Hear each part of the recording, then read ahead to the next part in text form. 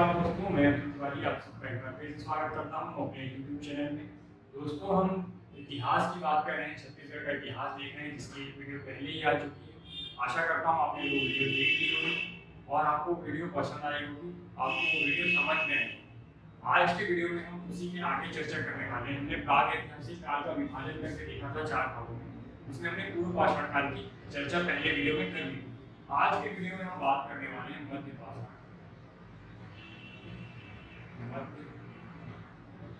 पाषाण। ये विभाजन जो हम देख रहे हैं वो मानव सभ्यता के विकास के क्रम के अनुसार विभाजन देख रहे हैं कि किस प्रकार मानव धीरे धीरे अपनी चीजों को डेवलप कर रहा है, कैसे वो चीजों को सीख रहा है, उस आधार पर इस काल का विभाजन हम देख रहे हैं। पूर्व पाषाण काल में हमने देखा था कि जो औजार मिले थे वो कैसे थे, वो बेडोल थे, उनकी आकृति सही नहीं थी, वो केवल शिकार के लिए प्रयोग किए जा रहे थे। मानव जीवन मुख्य रूप से शिकार पर ही निर्भर था, वो शिकार करके अपना जीवन यापन कर रहा था। शिकार के लिए वह किसी जंगल में रहता और वहां पर आसपास शिकार करता। जब उसके शिकार खत्म हो जाते तो वह उस जगह को छोड़कर किसी नई जगह में शिफ्ट हो जाता। इसे हम खाना बदोश जीवन कहते हैं, जो आप अभी तक की कक्षाओं में पढ़ते आए। अब मानव सभ्यता का और विकास होगा और मानव अपने औजारों को धार करना सीख जाएगा, ठीक है, जिसके कारण मध्य पाषाण काल में हमें जो औजार दिखेंगे वो अर्धफलकी या फलकीय प्रकार के दिखेंगे, जिनमें एक फलक होगा जो कि कैसा होगा, धारदार होगा।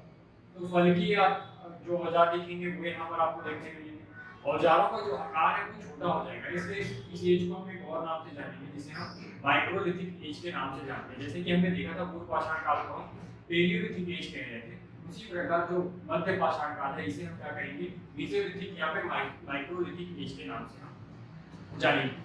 इसकी विशेषताओं पर चर्चा करते हैं। जिस प्रकार से हमने पूर्व पाषाण काल की विशेषता देखी थी, उसी प्रकार से हम यहाँ पर भी विशेषता देखते चलते हैं। मानव का जीवन अब भी खाना बदोश था, लेकिन उसने कुछ तरक्की की। उन तरक्कियों को हम देखेंगे कि वो क्या क्या थी, जो हमारी परीक्षा की दृष्टि से महत्वपूर्ण हो सकता है। स्पेशली ये विशेषताएं आपके मेंस की परीक्षा की दृष्टि से महत्वपूर्ण हो सकती है। तो पहली विशेषता आप याद रखेंगे कि मानव खाना बदोश जीवन जीने के साथ पहली बार पशुपालन करना सीखा। पशुपालन, और उसके द्वारा पाला गया जो पहला पशु था वो क्या था, कुत्ता। आपने बुर्जमुंग का नाम सुना होगा, बुर्जमुंग। यहाँ पर साक्ष्य मिला है कि एक इंसान को कुत्ते के साथ दफनाया गया था, बुर्जमुंग।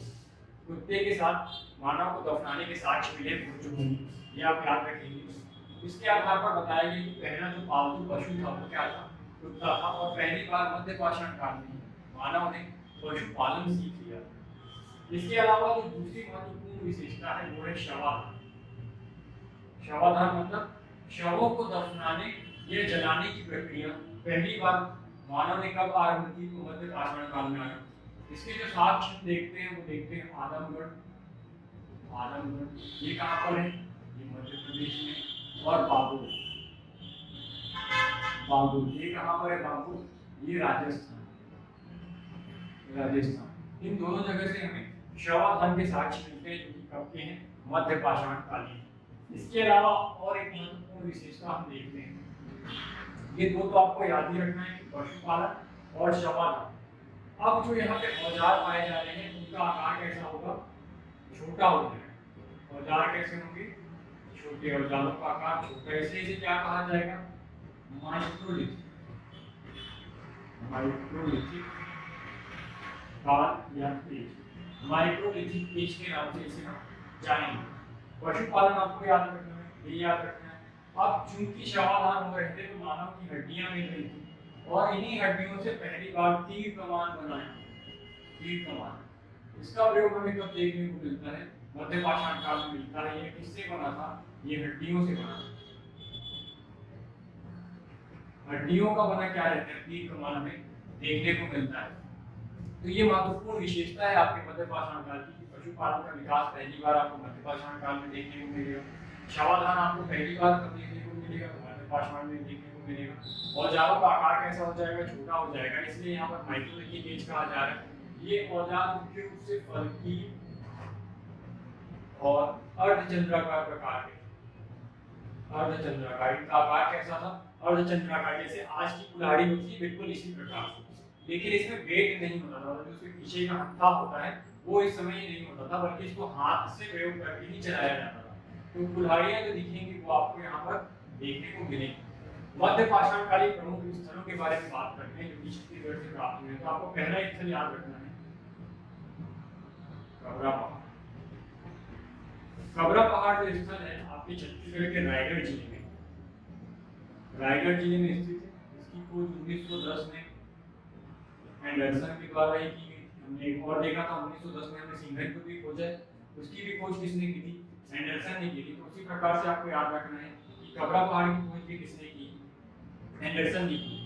यहाँ के शैल चित्र इंपॉर्टेंट, शैल चित्र आपकी परीक्षा की दृष्टि से महत्वपूर्ण है। तो इनका जो रंग है वो कैसा है? लाल है, ये आपको याद रखना है। वहां पर हमने देखा था सिंघनपुर की गुफाओं में कि उनका रंग कैसा था? गेरुआ था। यहाँ पर जो शैल चित्र मिले हैं, रॉक पेंटिंग्स मिली, उनका आकार कैसा है? लाल। जो शैल चित्र पाए गए उनमें मुख्य रूप से घड़ियाल, घड़ियाल, घड़ियाल के अलावा छिपकली, छिपकली, ठीक है, सांभर और कुल्हाड़ी की आकृतियां प्राप्त हुई। इन शैल चित्रों में मुख्य रूप से घड़ियाल, छिपकली, सांभर और कुल्हाड़ी की आकृति प्राप्त हुई है। मोस्ट और फेवरेट क्वेश्चन, मोस्ट इंपॉर्टेंट और फेवरेट क्वेश्चन है लाल रंग की छिपकली। कई बार पूछा जा चुका है, आप याद रखेंगे कहाँ से मिली है? कबरा पहाड़ से मिली हुई है। इसके अलावा जो हमें औजार मिले, जैसे कि मैंने आपको बताया कि इस समय की विशेषता थी कि फलकी और अर्धचंद्राकार औजार मिलते थे, तो यही विशेषता यहाँ के कबरा पहाड़ से हमें देखने को मिलती है। जो औजार है, औजार वो कैसे मिले हैं? फलकी, फलकी, अर्धचंद्राकार, अर्धचंद्राकार, लघु पाषाण,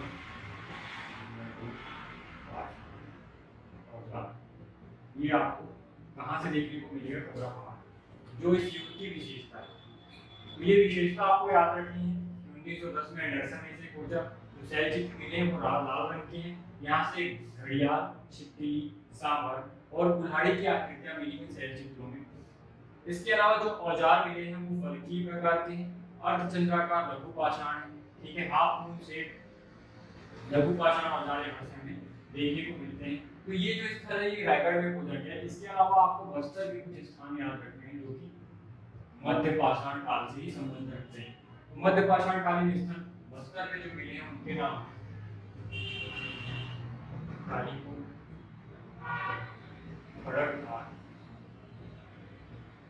खड़गघाट, घाट लोहा, घाट लोहा, गढ़,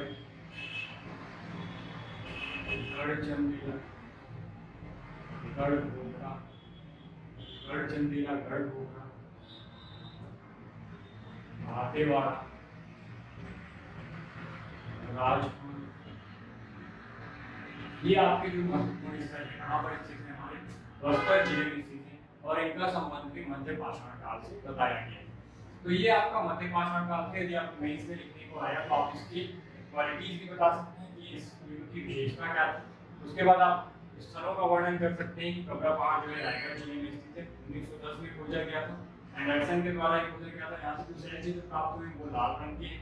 इनमें मुख्य रूप से घड़ियाल, छिपकली, सांभर और कुल्हाड़ी की आकृतियां प्राप्त हुई है। जो यहाँ से औजार प्राप्त हुए हैं वो कैसे हैं? वो फलकीय प्रकार के हैं और अर्धचंद्राकार लघु पाषाण की प्राप्ति कहाँ से हुई देखने को मिलती है? हमें कबरा पहाड़ से देखने को मिलती है। अन्य स्थलों के रूप में खोजा गया स्थल जो कि बस्तर जिले में स्थित है, कालीपुर, खड़गघाट, घाट लोहा, गढ़चंदीला, गढ़ घोघरा, भातेवाड़ा और राजपुर हमें देखने को मिलते हैं। ये आपका मध्य पाषाण काल था। अब हम बात करते हैं नव पाषाण काल या उत्तर पाषाण काल। यदि बात की जाए नव पाषाण काल या उत्तर पाषाण काल की, तो ये दोनों एज लगभग बराबर है, बहुत ज्यादा इसमें डिफरेंस नहीं है। तो इनकी विशेषताएं सामान्य लेकर चलेंगे, हम एक ही जैसी विशेषताएं लेकर चलेंगे उत्तर पाषाण और नव पाषाण काल की। पाषाण काल या नव पाषाण काल की इसकी विशेषता सेम है, जगह हम अलग अलग देख रहे हैं। इसकी विशेषता बहुत ही महत्वपूर्ण है क्योंकि यह मानव सभ्यता में क्रांतिकारी परिवर्तन में देखने को मिलता है। कहाँ से? नव पाषाण काल। तो ये आप अच्छे से याद रखेंगे। बाकी नव पाषाण काल और उत्तर पाषाण की विशेषता एक ही जैसी लेके चलिए, बस इनके जगह आपको अलग अलग याद रखेंगे। तो पहले विशेषता देख लेते हैं, फिर इसके हम स्थलों की चर्चा कर लेंगे। इसका मैंने कार्यकाल आपको बताया था, उत्तर पाषाण काल कब से 4000 से हमने देखा था 3000 तक, और फिर 3000 में 7000 से 4000 तक उत्तर पाषाण काल देखा था, और फिर उत्तर पाषाण काल के बाद 3000 तक 4000 से 3000 तक हमने नव पाषाण काल देखा। तो यहाँ पर मैं इसके काल को नहीं बता रहा हूँ, पर हम इसकी विशेषता पर विशेष रूप से चर्चा कर लेते हैं कि पहली बार स्थायी जीवन के साथ स्थायी जीवन के साथ अभी तक हम देख रहे हैं कि मानव कैसा जीवन व्यतीत कर रहा है, मक्कड़ जीवन या खाना बदूर जीवन व्यतीत कर रहा है। पर पहली बार स्थायी जीवन के साक्ष्य उत्तर पाषाण या नव पाषाण काल से देखने को मिलते हैं। ऐसा इसलिए होता है क्योंकि पहली बार कृषि की खोज, ठीक है, कृषि करना सीख जाता है कृषि के साक्ष्य, ठीक है। कृषि के साक्ष्य किसी की विशेषता ही उत्तर पाषाण या नव पाषाण काल की विशेषता है। आपने नाम सुना होगा मेहरगढ़, यहाँ से पहली बार कृषि के साक्ष्य मिले हैं। और दूसरा नाम सुना होगा ओल्डी हाउस, जहाँ पर पहली बार धान या चावल के साक्ष्य मिले। पहली बार जो बोई गई फसल थी वो जौ या गेहूं, जौ या गेहूं पहली बार बोई गई फसल,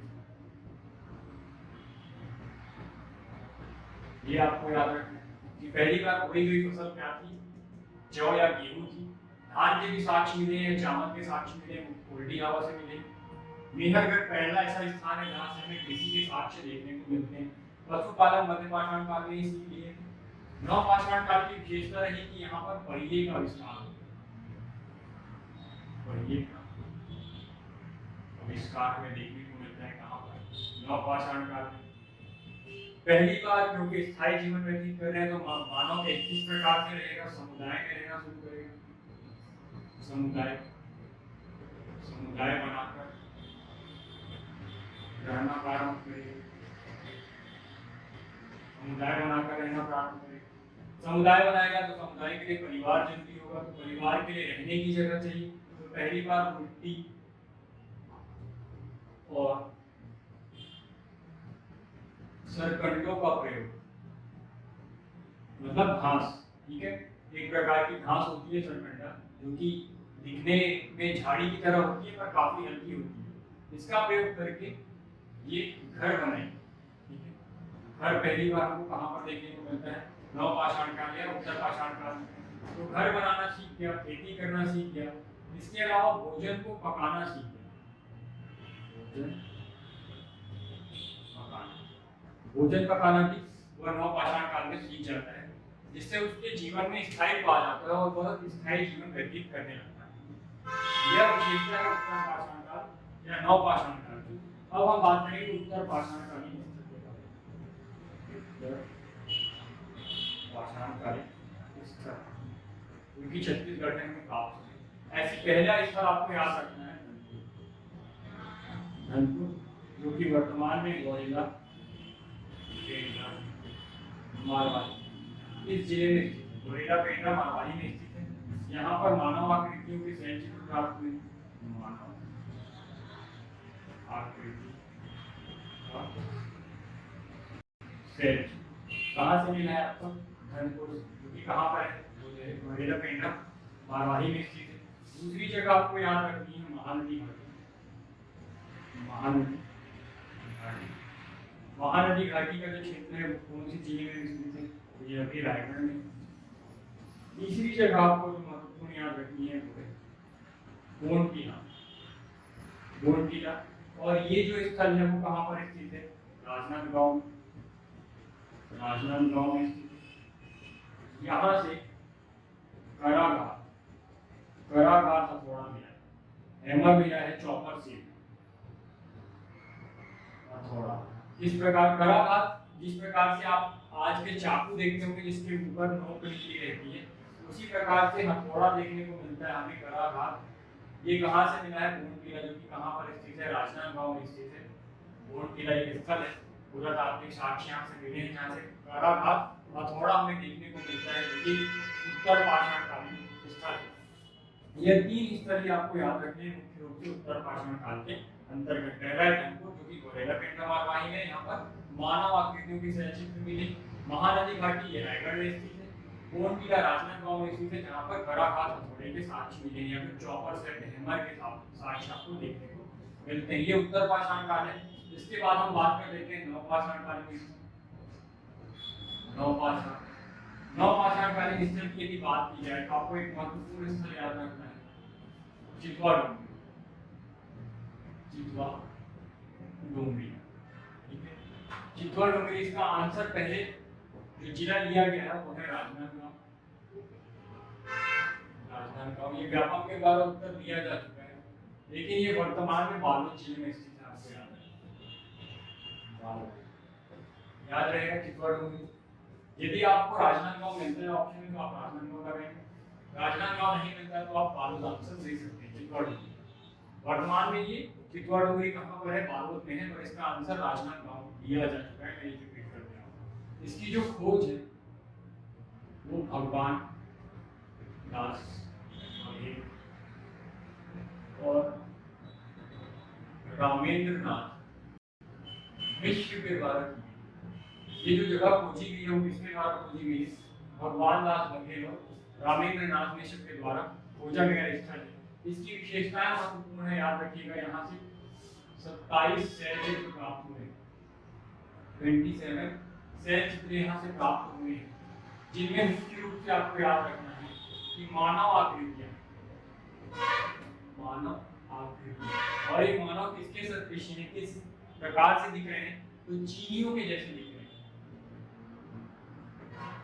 जैसे चीनी मानव होते हैं उस प्रकार से ये मानव दिख रहे हैं। इसके अलावा यहाँ से ड्रैगन की आकृति आपको देखने को मिलती है। ड्रैगन की आकृति, चाइनीज लोग ड्रैगन भगवान मानते हैं, उसकी पूजा करते हैं, तो यहाँ पर ड्रैगन भी देखने को मिला है। और जो मानव की आकृति वो किस प्रकार की है, जैसे चीनी मानव दिखते हैं उस प्रकार की आकृति आपको देखने को मिलती है। इसके बारे में सबसे महत्वपूर्ण जो जानकारी आपको याद रखनी है, छत्तीसगढ़ से कृषि के साक्ष्य पहली बार यहीं से मिलते हैं, कृषि के साक्ष्य, ठीक है। तो इससे हम यदि छत्तीसगढ़ का मेहरगढ़ कहें ये गलत नहीं होगा, क्योंकि पहली बार साक्ष्य जो कृषि के देखने को मिल रहे हैं वो कहाँ से मिल रहे हैं, चितवा डोंगरी से देखने को मिल रहे हैं, इसलिए हम इसे छत्तीसगढ़ का मेहरगढ़ कह सकते हैं। ये महत्वपूर्ण विशेषताएं हैं जो कि आपको याद रखनी है चितवा डोंगरी के बारे में। इसका जो दूसरा स्थल आपको याद रखना है वो है अर्जुनी। अर्जुनी यह स्थल भी बालोद जिले में है। अर्जुनी बालोद में, यहाँ से हथौड़े के शैल चित्र मिले, हथौड़े के शैल चित्र, यहाँ जो शैलाश्रय है अर्जुनी में, वहां से किसका चित्र मिला है हमको, हथौड़े का शैल चित्र मिला है। अर्जुनी जो जगह है वो बालोद जिले में स्थित है। तीसरा स्थल आपको याद रखना है टेरम, और ये टेरम किस जिले में है, ये अपनी रायगढ़ जिले में स्थित, रायगढ़ जिले में स्थित है। उत्तर नवपाषाणकालीन स्थल, उत्तर पाषाणकालीन हम देख चुके थे, नवपाषाणकालीन तीन स्थल हम देख रहे हैं, चितवा डोंगरी, अर्जुनी और टेरम, जिसमें से चितवा डोंगरी और अर्जुनी बालोद में है, लेकिन चितवा डोंगरी आंसर ले चुका है राजनांदगांव। और जो टेरम है वो कहाँ पर स्थित है, रायगढ़ में स्थित है। चितवा डोंगरी की खोज भगवान दास बघेल और रामेंद्र नाथ मिश्र के द्वारा की गई थी। यहाँ से 27 शैल चित्रों को संकलित किया गया है, जिसमें मानव आकृतियां हैं जो कि चीनियों के सदृश दिखाई देती हैं, ड्रैगन की आकृति यहाँ से मिली है, और कृषि के सर्वप्रथम साक्ष्य जो प्राप्त हुए वो कहाँ से प्राप्त हुए, चितवा डोंगरी से प्राप्त हुए। अर्जुनी जो है वो बालोद में स्थित है, यहाँ पर जो शैल चित्र प्राप्त हुए उनमें हथौड़े की आकृति चित्रित की गई। इसके अलावा जो टेरम है वहाँ से हमको क्या देखने को मिला है, टेरम ये कौन से जिले में स्थित है, रायगढ़ जिले में हमको स्थित देखने को मिलता है। ये आपके महत्वपूर्ण नवपाषाणकालीन स्थल और उसकी विशेषताएं थी। उत्तर पाषाणकालीन स्थल भी हमने देख ली। यहाँ पर आपका प्राग ऐतिहासिक काल ऑलमोस्ट कंप्लीट हो जाता है। यहीं पर नवपाषाण काल के और जो स्थल है, अन्य जो महत्वपूर्ण स्थल है, अब हम उनकी चर्चा कर लेते हैं। अन्य नवपाषाण कालीन स्थल के रूप में हमें मुख्य रूप से जैसे हम जिले वाइज देखते जाएंगे, इसी में आपको रायगढ़ जिले में कुछ स्थानों का नाम याद रखना है। ये सभी नवपाषाण कालीन स्थल ही हैं। 13 हम देख चुके हैं, ये रायगढ़ में। इसके अलावा खैरपुर आपको याद रखना है। खैरपुर ये भी रायगढ़ जिले में। इसकी विशेषता है कि यहाँ से जो आकृतियां प्राप्त हुई हैं वो आकृतियां अंधेरे में चमकती, अंधेरे में चमकती। क्षयपुर से जो आकृतियां प्राप्त हुई, जो शैल चित्र प्राप्त हुए हैं, वो अंधेरे में चमकते हैं। तो ये इसकी विशेषता है, जो कि काफी महत्वपूर्ण हो जाता है, जो कि रायगढ़ जिले में स्थित एक स्थल है खैरपुर। आपको यह याद रखना है। इसके अलावा आपको दूसरा जगह आपको याद रखना है सूतीपाट। सूतीपाट, सूतीपाट यहाँ पर आपको मुख्य रूप से पशुओं की आकृति, पशु, किसान आकृति, पशुओं व किसानों की आकृति का चित्रण यहाँ पर आपको देखने को मिलता है सूतीपाट। यह भी कहाँ पर है? रायगढ़ जिले में स्थित है। सूतीपाट किसानों की आकृति और पशुओं की आकृति के लिए प्रसिद्ध है। इसके बाद आपको याद रखना है कर्मागढ़।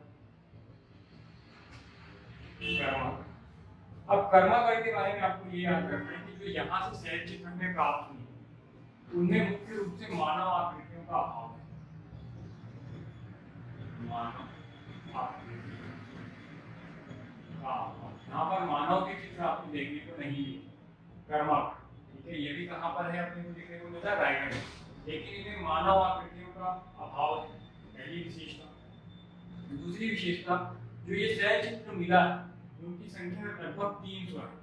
300 शैल चित्र मिले हैं, जो कि एक विशाल शिलाखंड मतलब पत्थर का एक टुकड़ा है, जो लगभग 300 फीट लंबा और 20 फीट चौड़ा है। 20 फीट चौड़ा। इस जो शैल खंड है वहां पर बहुत सारी आकृतियां चित्रित की गई है, जो मुख्य रूप से जलचर की। जलचर मतलब एक्वाटिक स्पीशीज, जो पानी में रहती है, ऐसी आकृतियां चित्रित है, जैसे कि मछली, घड़ियाल। इस प्रकार की जो आकृतियां हैं वो आपको कहाँ पर देखने को मिलेगी? कर्मागढ़ में देखने को मिलेगी। ये भी रायगढ़ जिले में आपका स्थित एक स्थल है। अगला आपको याद रखना है बेनीपाट। बेनीपाट में जो शैल चित्र मिले हैं उसमें स्टार आकृति, स्टार की आकृति, फिश की आकृति, त्रिशूल, त्रिशूल की आकृति है। अभी त्रिशूल 3 प्रकार के रंगों में है। पहला लाल, पीला और सफेद। इन 3 रंगों में त्रिशूल की आकृति आपको देखने को मिलती है। स्टार की आकृति देखने को मिलती है। यहाँ से हथेली या पंजे का भी आकृति आपको देखने को मिलेगा। ये जगह कौन सी है? बेनीपाट, याद रखेंगे। बेनीपाट से आपको ये 3 आकृतियां आपको देखने को मिलेंगी। अगला जो स्थल है आपको याद रखना है वो है ओंगना। ये सारे स्थल कहाँ पर पाए जा रहे हैं? ये रायगढ़ जिले में ही स्थित है। बस इनकी विशेषता जो है वो हमारे लिए महत्वपूर्ण है, इसलिए आपको ये सब याद रखते चलना है। ओंगना से क्या मिला है? तो इसे बेनी पहाड़ के नाम से भी जानते हैं। ओंगना को किस नाम से जाना जाता है? बेनी पहाड़ के नाम से भी जाना जाता है। यहाँ पर वीणा आप जानते होंगे, जो सरस्वती माता रखनी है, वीणा बजाते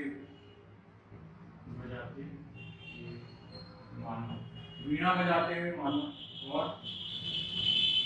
नृत्य करके मानव की आकृति प्राप्त हुई। बेनी पहाड़ के नाम से जाना जाता है किस जगह को? ओंगना को। यहाँ से वीणा बजाते हुए और नृत्य करते हुए आदमी की आकृति आपको मिली। इसके अलावा लास्ट जो जगह आपको याद रखनी है रायगढ़ में, वो है बसनाझर। बसनाझर भी कहाँ पर है? रायगढ़ में। यहाँ पर हाथी, गेंडा और भैंस का शिकार करते हुए मानव की आकृति, शिकार करके मानव आकृति आपको देखने को मिलती है। तो ये महत्वपूर्ण स्थल है खैरपुर, सूतीपाट, कर्मागढ़, बेनीपाट, ओंगना और बसनाझर। ये सभी स्थल कहाँ पर है? रायगढ़ में है, जो कि विभिन्न प्रकार की विशेषताएं अपने अंदर समेटे हुए हैं, जो आपके परीक्षा की दृष्टि से महत्वपूर्ण हो सकता है। तो आप ये याद रखेंगे। अन्य स्थल देख लेते हैं जो कि रायगढ़ के बाहर स्थित है, उनकी भी चर्चा हम कर लेते हैं। ये भी नवपाषाण कालीन स्थल है, प्राग ऐतिहासिक कालीन स्थल है, जो कि हमारी परीक्षा की दृष्टि से महत्वपूर्ण हो सकते हैं।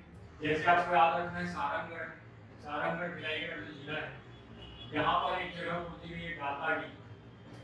गाताडी कहाँ पर है? ये आपसे पूछा जा सकता है, तो याद रखिएगा गाताडी कहाँ पर है? सारंगगढ़ भिलाईगढ़ में स्थित है। अगला जो जिला आपको याद रखना है वो है कांकेर। कांकेर कांकेर में जो जगह खोजी गई है वो है गोटा टोली।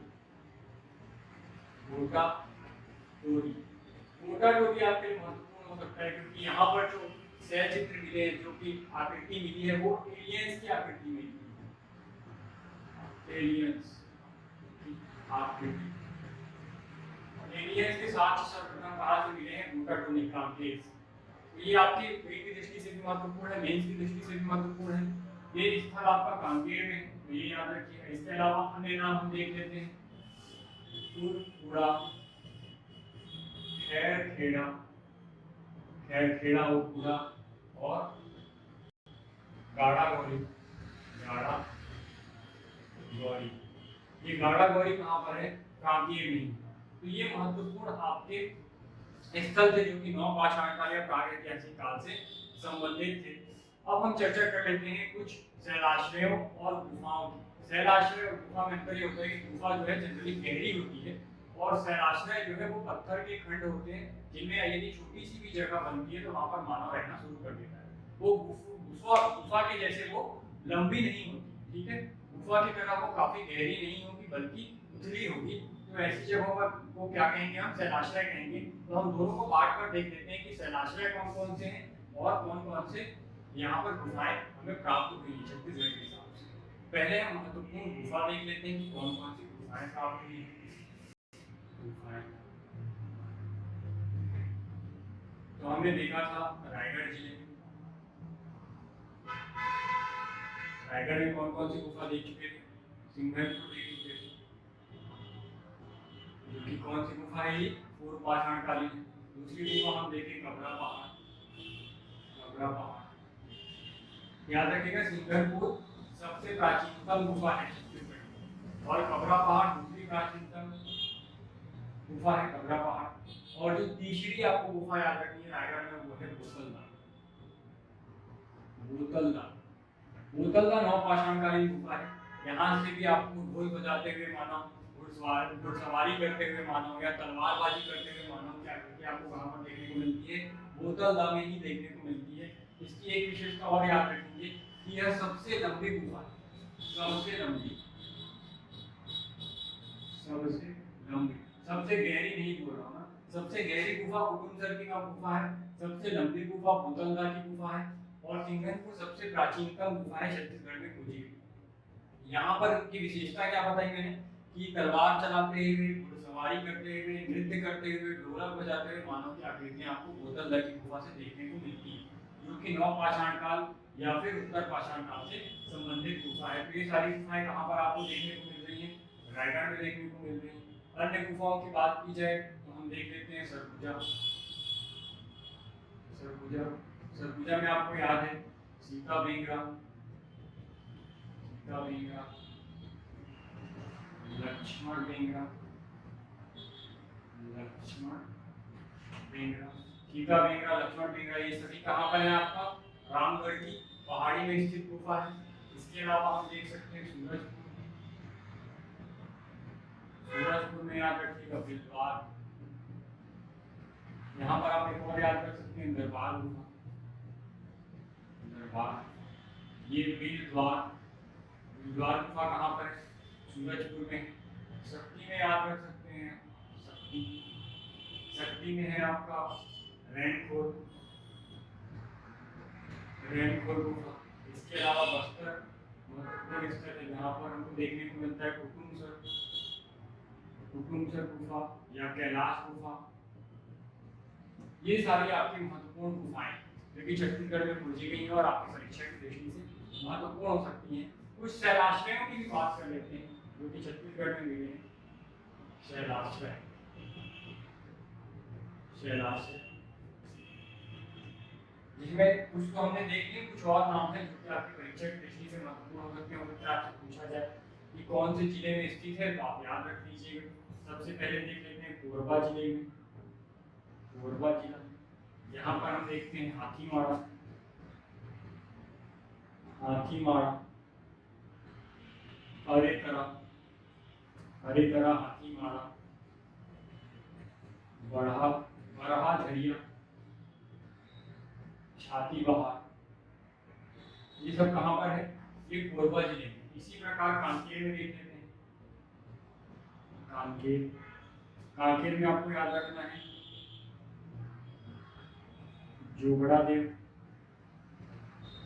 जोगड़ा देव खैरखेड़ा, जोगड़ा देव खैरखेड़ा। खैरखेड़ा मैंने आपको पहले भी बताया, पूरा खैरखेड़ा और गाड़ा गली मैंने कांकेर में बताया, लेकिन वही जगह है यहाँ पर भी आप याद रख सकते हैं। जोगड़ा देव खैरखेड़ा, बालेराव, बालेराव, इसके अलावा खैरखेड़ा, बालेराव, और कौन सा देखिए, कुरकुड़ा देखिए, गाड़ा गौरा देखिए, गाड़ा गौरा देखिए। तो ये सारी जगह आपको कहाँ पर याद रखनी है? कांकेर में याद रखनी है। रायगढ़ के कुछ और शैलाश्रय हैं जो वो याद रखनी है। गुफाएं हमने अलग देख ली हैं, ये शैलाश्रय हैं जो आपको याद रखनी है, जैसे पूषा कोठी, पूषा कोठी, पूषा कोठी के अलावा आपको याद रखना है सूखा माड़ा, सूखा या सूखा है, सूखा या सूखा माड़ा, तीखा माड़ा, हाथा, तीखा माड़ा, हाथा, इसके अलावा सिरौली, सिरौली या डोंगरी, सिरौली डोंगरी। ये आपके शैलाश्रय हैं जो आपको 3 जगहों पर मिलेंगे, आपको महत्वपूर्ण रूप से आपको याद रखना है। ये गुफाएं हो गई और ये शैलाश्रय हो गए। यहाँ पर आपका प्राग ऐतिहासिक काल कंप्लीट होता है। ये पूरा आपका प्राग ऐतिहासिक कालीन स्थल, गुफाएं, शैलाश्रय, हमने सभी चीजों पर चर्चा कर ली। हमने चारों विभाजन देख लिए, पूर्व पाषाण काल, मध्य पाषाण काल, उत्तर पाषाण काल और नव पाषाण काल, उसकी विशेषता देख ली, उसके स्थल देख ली, और अंतिम रूप से हमने शैलाश्रय और गुफाओं की बात करी। तो यहाँ पर आपका प्राग ऐतिहासिक काल का एक सेक्शन खत्म हो जाता है। ये पूरा प्राग ऐतिहासिक काल यहाँ पर समाप्त हो गया। अब हम बात करेंगे, यहाँ पर आपका प्राग ऐतिहासिक काल समाप्त होता है। अब हम आद्य ऐतिहासिक काल की चर्चा करेंगे, और आद्य ऐतिहासिक काल में हम 2 सभ्यता पढ़ते हैं। पहला मैंने आपको बताया था सिंधु घाटी सभ्यता, जिसका साक्ष्य में छत्तीसगढ़ से नहीं मिला है, तो उसके बारे में हम छत्तीसगढ़ में नहीं पढ़ेंगे। लेकिन इसके बाद जो हम पढ़ते हैं वो है महापाषाण काल और ताम्रपाषाण काल। तो ये हमारी परीक्षा की दृष्टि से महत्वपूर्ण है और इसके साक्ष्य छत्तीसगढ़ से देखने को मिलते हैं। तो अब हम बात कर लेते हैं ताम्रपाषाण काल और महापाषाण काल के बारे में। यदि महापाषाण कालीन स्थलों की बात की जाए, मैं बात कर रहा हूँ आद्य ऐतिहासिक काल के अंदर,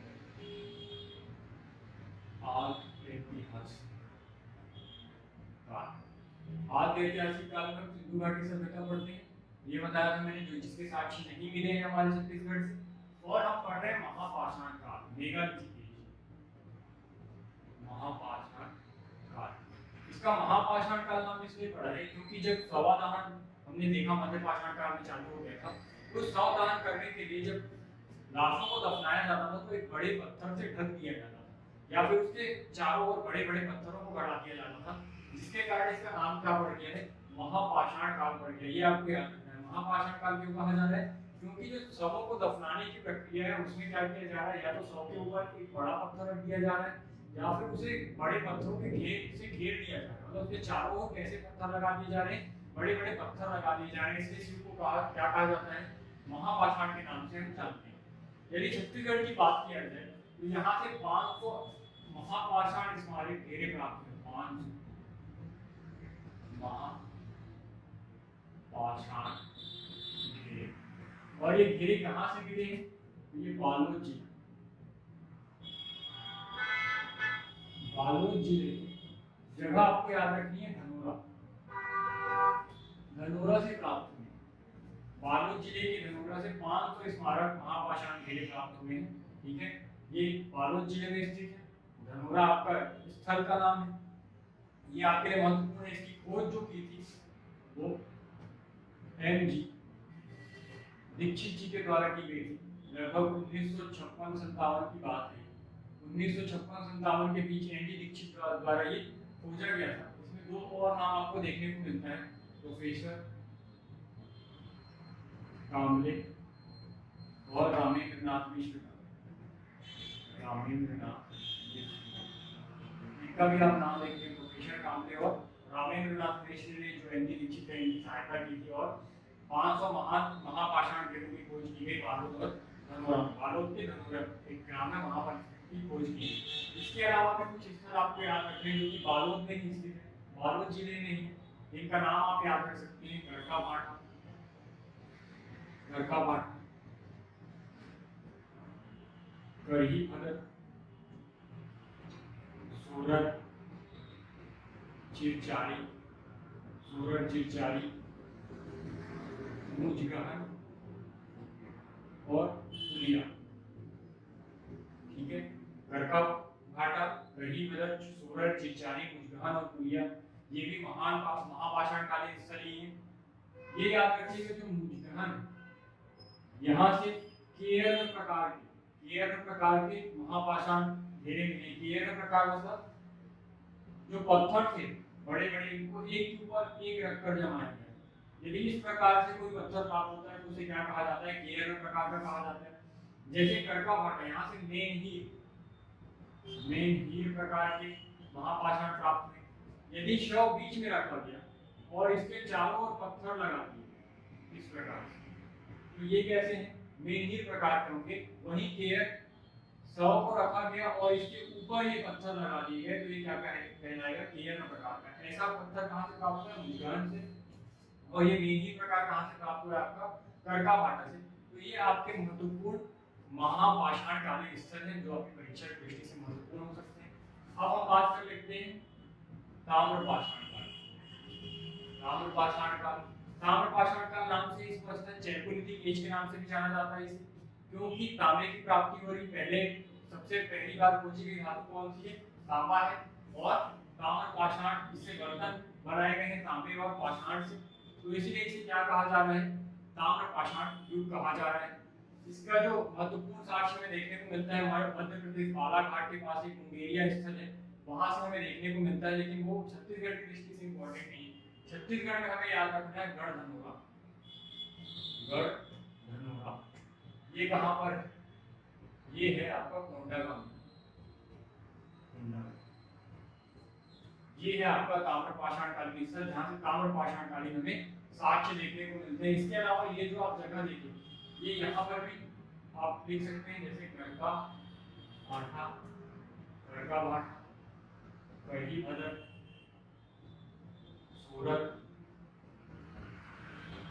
चिरचारी, चिरचारी, अर्जुनी, ये सब जो स्थल है वो कैसे हैं, ताम्रपाषाण कालीन है, जहाँ से ताम्रपाषाण साक्ष्य आपको देखने को मिलते हैं। तो ये आपका यहाँ पर जो आद्य ऐतिहासिक कालीन युग है वो भी समाप्त हो जाता है। अब हम ऐतिहासिक युग की चर्चा करेंगे अपने नेक्स्ट वीडियो में।